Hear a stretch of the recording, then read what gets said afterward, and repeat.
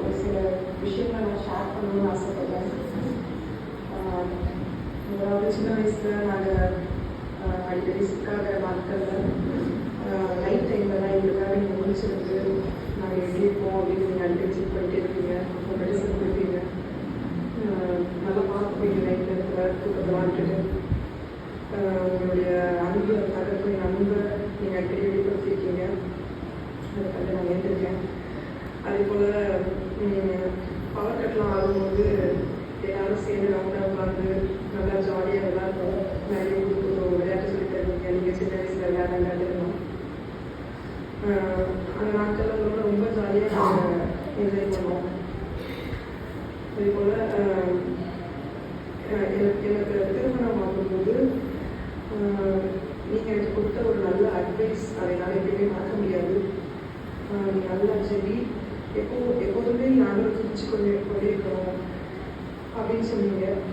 அடுத்தது துதிக்கிற சத்தம் உங்களுடைய வீட்டில் இருக்க எல்லா அறைகளையும் கேட்டுக்கொண்டே இருக்கணும், எப்பயுமே பாட்டு பாடிக்கிட்டே இருக்கணும், ஆண்டவரை துதிக்கணும், ஜெபிக்கணும் அப்படின்றது அதோட முக்கியத்துவத்தை எனக்கு நீங்கள் கற்றுக் தந்தது. அது பற்றி எனக்கு மறக்கல.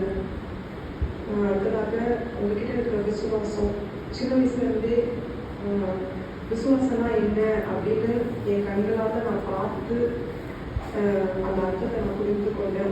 உங்ககிட்ட இருந்து ஒவ்வொரு காரியத்துக்கும் விசுவாசத்தோடு நீங்கள் ஜெபிப்பீங்க ஆஞ்சியா. அதே போல் அந்த காரியத்துக்கு நீங்கள் அதோட ஆன்சரையும் நீங்கள் பெற்றுக்கொள்வீங்க. கர்த்தரை எப்படி விசுவாசிக்கிறது அப்படின்னு நீங்கள் எங்களுக்கு கற்றுக் கொடுத்துருக்கீங்க. அதுக்காக நான் கர்த்தரை சொல்லியிருக்கேன். அதே போல் என்னுடைய டெலிவரி டைம்லேயும் ஒவ்வொரு நாளும் எனக்கு நீங்கள் வசனத்தை அறிக்கிட்டு பேசு, அறிக்கை பண்ணிக்கிட்டே இரு வசனத்தை அப்படின்னு சொல்லிகிட்டே இருப்பீங்க. டெலிவரி நேரத்துலேயும் சரி, எனக்கு சில பிரச்சனைகள் வந்தபோது என்னை நீங்கள் தைரியப்படுத்தி அந்த கடைசி நிமிஷம் வரைக்கும் நெகட்டிவாக நடக்காது, கண்டிப்பாக ஆண்டவர் அற்புதம் செய்வார் அப்படின்னு சொல்லிட்டு எனக்கு நம்பிக்கை கொடுத்து அற்புதத்தையும் நான் கண்டேன். அதுக்காக நான் ஆண்டவரை அதிகமாக ஸ்தோத்திரிக்கேன். நீங்கள் என்னுடைய லைஃப்பில் கிடைச்ச ஒரு பெரிய கிஃப்ட்டு.